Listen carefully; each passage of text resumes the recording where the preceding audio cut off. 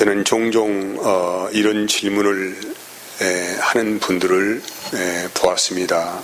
첫 번째는 하나님이 정말로 계신다고 하면은 왜 예수 믿는 사람들은 저렇게 전도를 할까?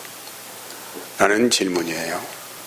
아니 그냥 하나님이 계시면은 모든 사람들이 보는 수 있도록 저 높은 하늘에서 쫙 내려오셔가지고 내가 바로 너희들이 하나님이다 이렇게 하면은 그걸 보고 하나님 안 믿을 사람 누가 있겠나요? 이렇게 쉬운 전도 방법을 놔두고 왜 저렇게 어렵게 전도를 할까? 이런 말들을 하는 분이 계시고, 또 두 번째는 왜 예수 믿는 사람들에게도 불행한 일이 일어날까라는 질문이에요. 아니 예수를 믿고 하나님의 자녀가 된 사람들에게도 세상 사람들이 겪는 여러 가지의 그 어려운 일들이 똑같이 일어난다는 것이죠. 여기에 대해서 정말 하나님이 계실까 하는 의구심이 생기고, 또 세 번째는 이 지구상에는 지금도 끝없이 전쟁이 계속되어지고 있고, 또 자연재해, 엄청난 자연재해로 사람들이 죽기도 하고 재산적인 피해를 보기도 하잖아요. 이런 일들, 또 기근, 가난, 왜 이런 일들이 생길까? 하나님이 계시는데 크게는 이 세 가지에 대한 의문점을 가지고 하나님이 안 계시다 이렇게 생각하시는 분들이 있는 것 같습니다. 사실 이런 말씀을 전하는 저희 설교자 저도 답답한 것은 사실입니다. 저는 40대 초반에 신학대학원을 갔습니다. 그리고 이제 신대원 1학년 때부터 제가 교회를 개척을 했는데 아무튼 어렵게 시작을 했지요. 어렵게 시작을 해서 이제 우리 두 아들이 있는데 그 당시 중학생 정도 되었던 것 같아요. 이 두 아들들을 우리 부모님께 맡기고 나름대로는 하나님께 충성한다고 가정도 돌보지 못하고 또 우리 아이들을 돌보지 못하고 어린 유년 시절을 그렇게 보내게 했습니다. 지금 생각하면은 지금도 제가 우리 아이들에게는 굉장히 미안한 마음을 가지고 있는 건 사실입니다. 그런데 이렇게 제가 모든 걸 다 포기하고 교회를 세워보겠다고 열심히 불철주야 뛰어다녔는데 제가 삶이 형편이 좋아지느냐? 그렇지는 않았어요.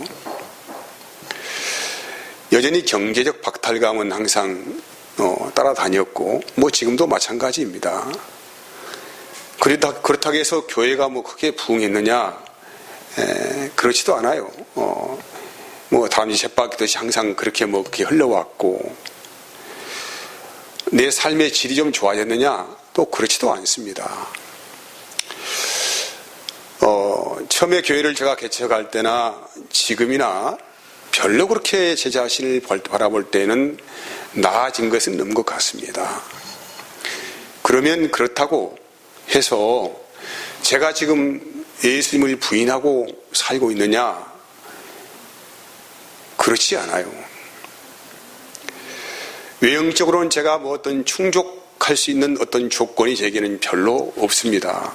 별로 없지만은 시간이 가면 갈수록 세월이 흘러가면 흘러갈수록 제가 받은 복이 뭐냐면은 정말로 하나님 살아계신다. 정말로 그분은 나의 심장 박동수와 일치하게 함께 계시는 분이다. 그리고 시간이 가면 갈수록 더욱더 진리가 분명해지고 하나님의 역사하심과 이루어 가신 일들이 분명하고 또렷하게 더 보여진다는 것입니다.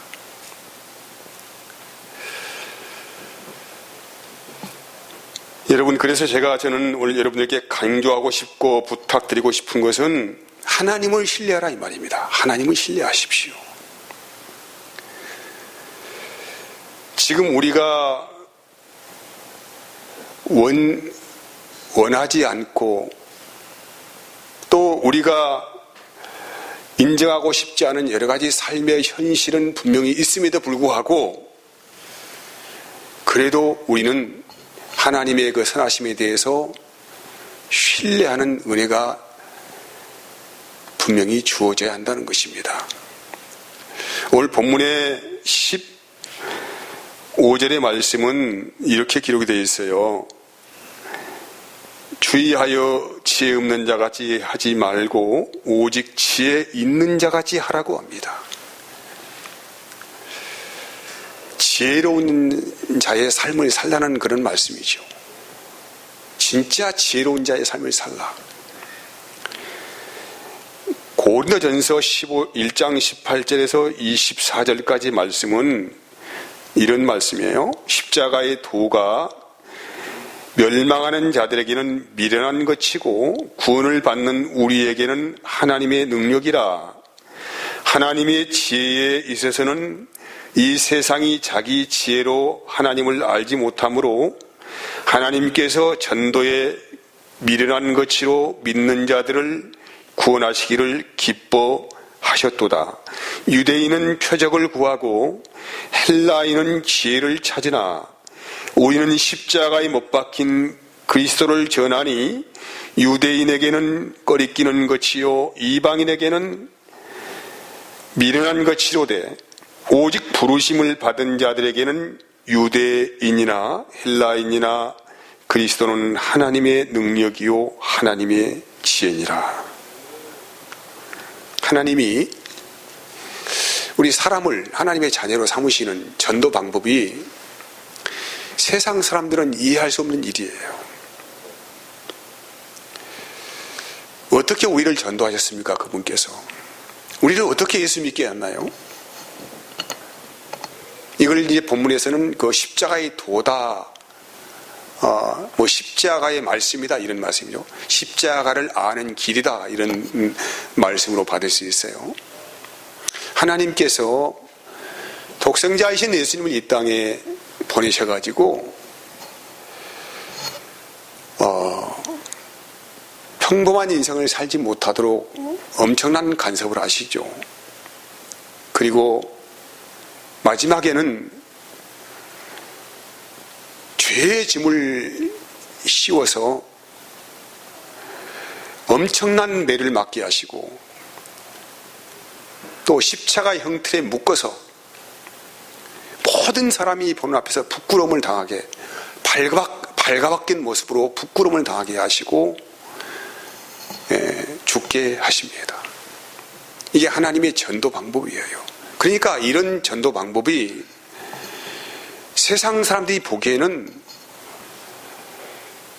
도대체 받아들이지 않는 거예요. 너무나도 답답하고 미련한 방법이에요. 한 번만 딱 내가 하나님이다 하고 딱 나타나면 되는데 하나님은 그런 방법을 선택하지 아니하시고 이 전도의 미련한 방법으로 사람들을 구원하셨다라는 것입니다.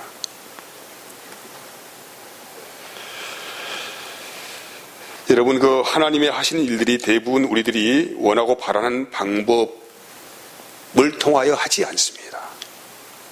도대체 답답하고 왜 저렇게 하실까? 사람을 변화시키려고 하면은 하루아침에 딱 하나님 만나셔가지고 딱 변화시켜버리면 되는데 왜 그렇게 그런 쉬운 방법으로 하나님은 일을 하지 아니하실까? 여러분, 지금 여러분도 솔직히 말하면은 그런 하나님에 대해서 별로 그렇게 왜 답답해하는 마음 없습니까? 내가 이렇게 어렵고 힘든 인생의 시간들을 현재 살아가고 있는데 정말로 하나님이 살아계신다고 하면은 왜 그분은 이렇게 어려운 나를 도와주지 않으실까? 지금 우크라이나 러시아가 전쟁하고 있어요. 많은 사람이 죽어갑니다. 아비규환이에요. 저렇게 처참한 광경을 하나님이 알고 있고 보고 계신다고 하면은 하나님은 왜 가만히 그냥 침묵하실까? 여러 가지 우리는 의문점들을 가질 수가 있습니다. 여러분, 예수님 당시에도 소위 세상에 지혜가 있다고 하는 사람들이 하나님을, 예수님을 여러 가지 방법으로 시험을 했습니다. 우리 예수님께서 공생의 사역을 처음 시작하실 때에도 마귀가 가만히 있지 않았어요. 40일 광야 금식 기도로 광야로 가셨을 때에 그때 시험하는 자라고 하는 마귀가 와서 예수님을 향해 이렇게 말했어요. 진정 네가 하나님의 아들이라고 하면은 저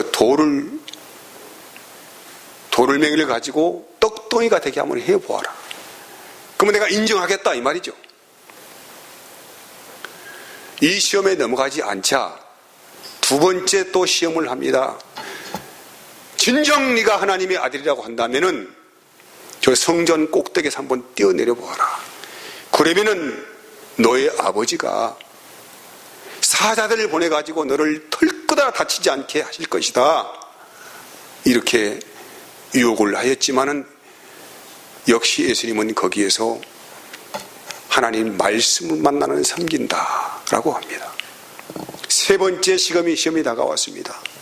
천하의 모든 영광을 다 보여주면서 네가 나에게 한 번만 경배하면은 천하 영광을 얻는 왕관을 씌워주겠다라고 요구를 합니다. 주님은 거기에서 또 나는 하나님 말씀만 섬긴다. 이런 시험들이 오늘 저와 여러분의 삶 가운데도 종종 찾아오고 있습니다. 종종 찾아오는 것이 아니고 어쩌면 하루 왼종을 우리 머릿속을 헤집고 들어와서 우리의 마음을 유혹을 하고 세상으로 우리를 끌어가려고 온갖 방법과 수단을 동원하여서 세상에 무릎을 꿇히려고 그렇게 유혹을 하는 사탄의 시험이 있다는 것입니다.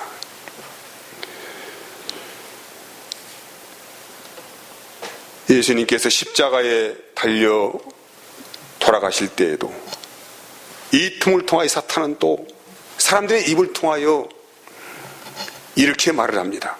누가복음 23장 35절에서 38절까지 말씀은 백성은 서서 구경하는데 관리들이 비웃어 이르되 저가 남을 구원하였으니 만일 하나님이 택하신 자 그리스도이면 자신도 구원할지어다라고 하죠. 남들을 구원한다고 하는데 왜 너는 지금 십자가에서 철철매를 맞고 피를 흘리고 발가벗기운 채 죽어가면서 너 자신은 구하지 못하느냐 라고 밑에서 야유하고 조롱하면서 이어진 말씀은 이래요.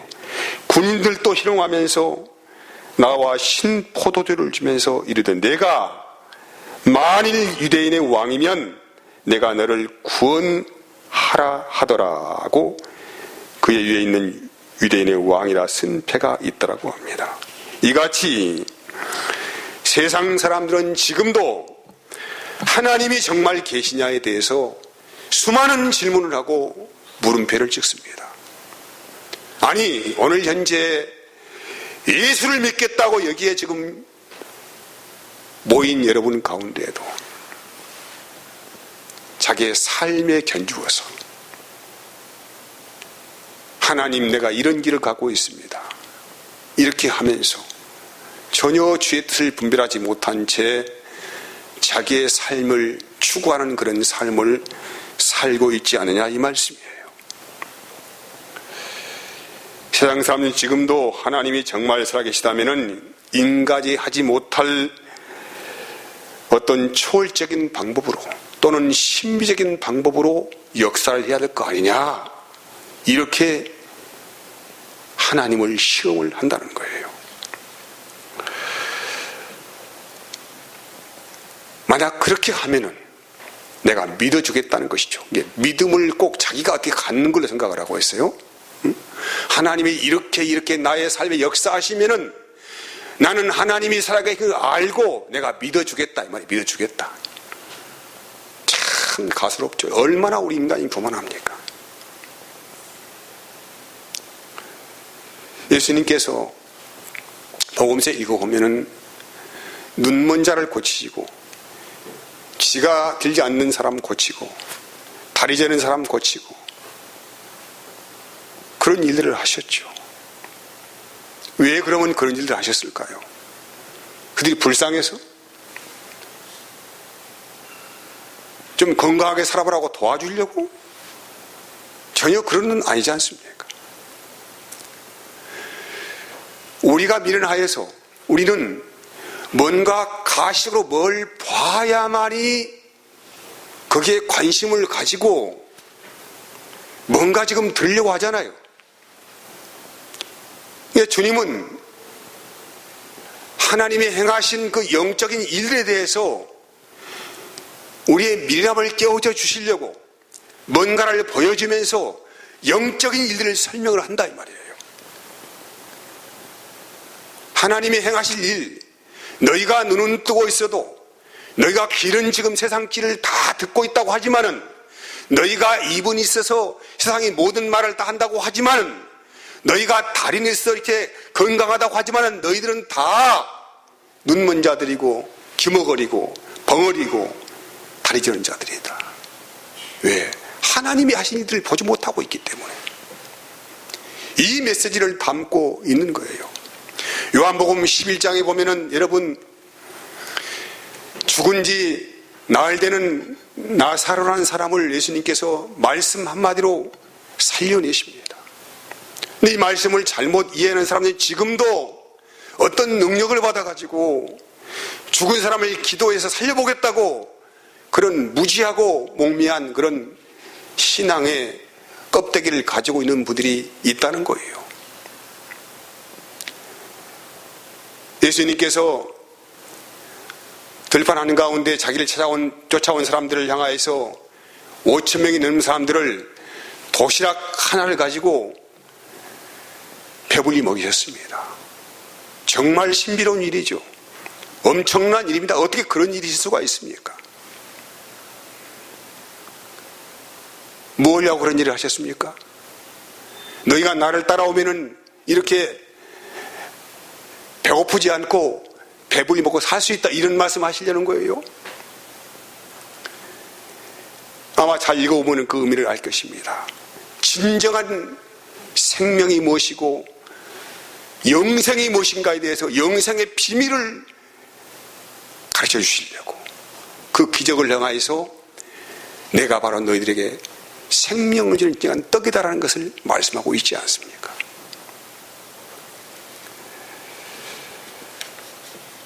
그래서 오늘 이 본문의 말씀 안에서 우리는 은혜를 받아야 합니다. 예수님께서 우리에게 보여주시고자 하는 진정한 표적이 무엇인가 이 말씀이에요. 무엇을 도대체 말씀하시려고 하는 것인가? 마태복음 12장에서는 이 말씀을 요나의 표적이라고 합니다. 요나의 표적. 요나가 물고기 뱃속에 3일 동안 죽음의 시간을 보내다가 물고기가 토해내니까 다시 생명을 얻었던 것처럼 예수님께서 십자가에서 죽으시고 3일 만에 다시 부활하시는 영생의 생명이 무엇인가에 대해서 우리에게 말씀하시는 것이 진정한 성경을 기록한 표적이다. 이 영적인 비밀을 우리에게 말씀하기 위한 것이라는 거예요. 이것이 뭐냐면은 하나님께서 사람의 생명을 살리는 탁월한 가장 지혜로운 전도의 방법이에요. 이게 전도의 방법이라고요. 생각해 보세요.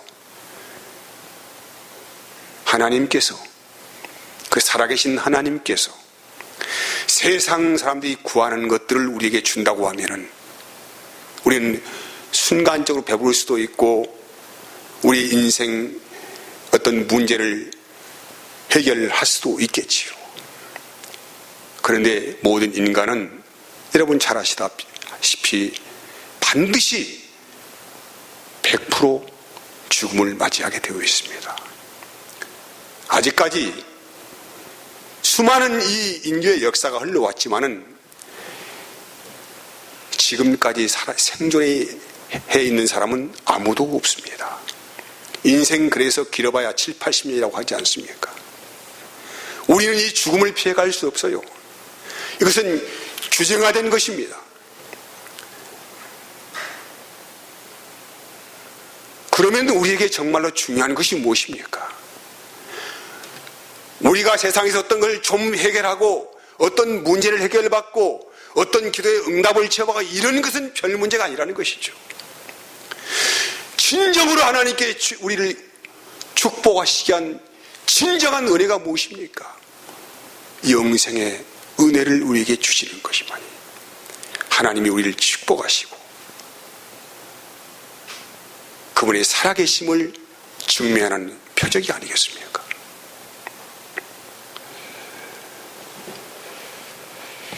그래서 오늘 본문의 말씀은 어리석은 자가 되지 말라는 것이죠. 인생에는 두 길이 있어요. 영생의 길이 있고 영원한 사망의 길이 있습니다. 어리석은 자들은 항상 세상에서 표적을 구하고 그것을 얻기 위해 동분서주하고 여러 가지 신들을 섬깁니다. 이게 세상의 신들은 다 뭔가 자기 인생의 일속에 있어서 다 섬기게 되어 있는 거예요. 그런데 지혜로운 자는 그런 것에 연연하지 않는다는 것이죠. 영생의 약속이 있는 주님을 따라가는 것이 참 진리인 것을 알고 지혜로운 선택을 한다는 것입니다. 그래서 지혜로운 자만 하나님의 음성이 들려와요. 지혜로운 자만 정말로 하나님이 우리에게 주시고자 하는 그 참된 생명이 무엇인가를 아는 비밀을 가지고 있다는 거예요. 그래서 너희는 어리석은 자의 길을 걸어가지 말아라. 지혜로운 자가 되어라. 너희가 그런 하늘의 비밀을 아는 지혜로운 자가 되었다고 하면은 이제는 세상 사람들처럼 그렇게 살아서는 안 된다라고 오늘 말씀에서 그래서 이 때가 악하다. 너무 악하다. 이 때라고 하는 것은 지금 현재 우리들이 살아가고 있는 모든 시간의 현재적인 그 시간을 말씀하고 있어요. 여러분, 우리 인생들에게 미래가 있을까요? 내일이 있을까요?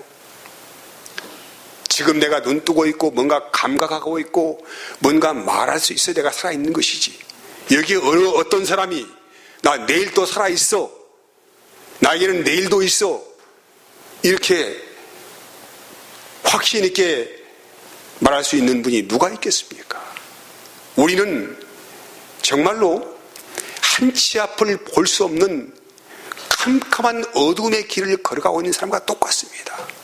아무도 우리는 한 발 앞 발자기 일을 전혀 우리는 예측할 수가 없어요.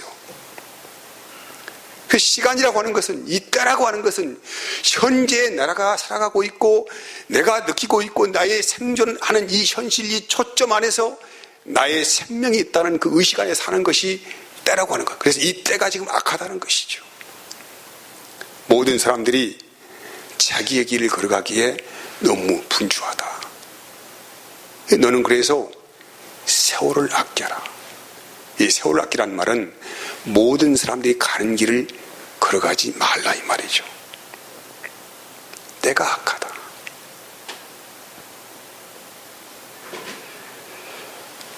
여러분, 그래서 때가 악함을 알고 살아가는 사람들은 이 시간이 우리에게 얼마나 귀하고 소중한 것인 것을 알기 때문에 이 시간을 값을 주고 살 수 없는 아주 중요한 것인 것을 알기 때문에 내가 지금 하나님의 자녀로서 현실을 살아감에 있어서 무엇을 하며 살 것인가에 대해서 잘 잘 알고 있다는 거예요. 왜? 지혜로운 자니까. 우리가 살아가는 시간이 영원한 시간이라고 한다고 하면은 굳이 뭐 때를 아낄 필요가 뭐가 있습니까? 마음껏 해버리죠. 내가 하고 싶은 거 다 하고 살지요. 근데 우리는 내가 다 하고 싶은 거 다 하고 살 수 있는 시간도 별로 없습니다. 그냥 내가 지금 숨 쉬고 살고 있으니까 지금 살고 있는 거예요. 이제. 내가 지금 뭔가 감각하고 있으니까 뭔가 감각하고 있으니까 내가 지금 살아있는가 보다, 이 정도일 뿐입니다. 그래서 너희는 시간 앞에서 지혜로운 자가 되어라, 이 말씀이죠. 그러면 시간 앞에서 지혜로운 자의 삶은 무엇입니까?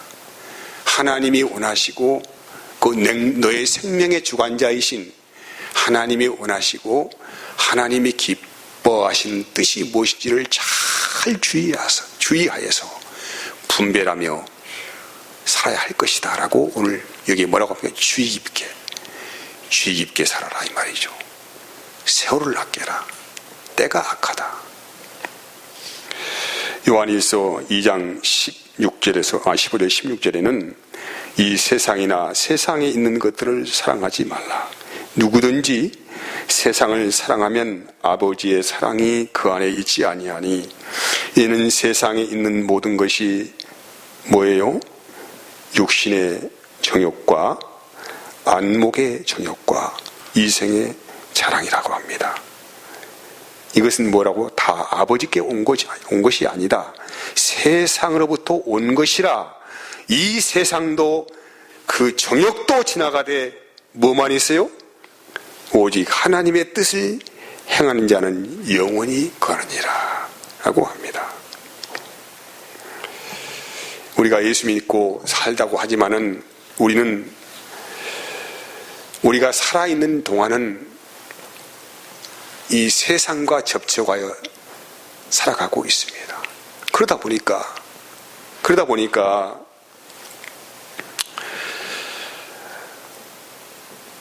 우리가 어떤 일을 하면서 살다 보니까 세상에 속하여 살아가는 사람들의 삶의 방식과 가치관을 나도 모르게 따라간다는 거예요. 그들이 추구하여 살아가는 것이 마치 나도 모르게 내가 살아가야 할 것처럼 생각하면서 나의 것으로 삼고 살아간다는 것이죠.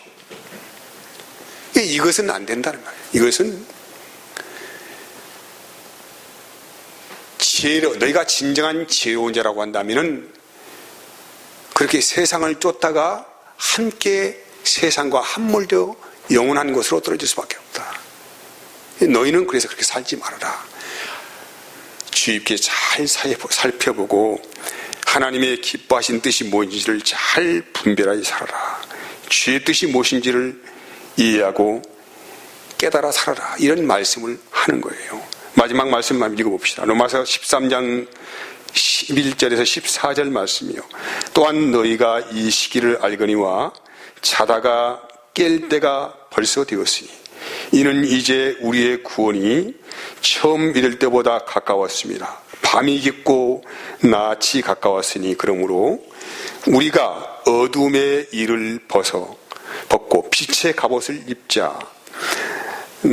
낮과 같이 단정히 행하고 방탕하거나 술 취하지 말며 음란하거나 호색하지 말며 다투거나 시기하지 말고 오직 주 예수 그리스도로 옷 입고 정욕을 위하여 육신의 일을 도모하지 말라고 권면하고 있습니다. 이 잔다는 말은 여러분 세상에 치하에 살아가는 사람을 잔다고 하는 거예요. 영적인 깊은 수면에 들어가 버리는 거예요. 그래서 어둠의 일을 자기의 것처럼 살고 살아가는 것이죠. 사랑하는 여러분, 지금은 어떤 때입니까? 자다가도 깰 때입니다. 마지막이 가까운 때입니다. 하나님의 은혜가 여러분의 삶 가운데 빛으로 조명되어서 우리가 지혜로운 자의 삶을 살아갈 수 있는 그런 아름다운 복이 임하기를 진심으로 바랍니다. 기도하겠습니다. 하나님.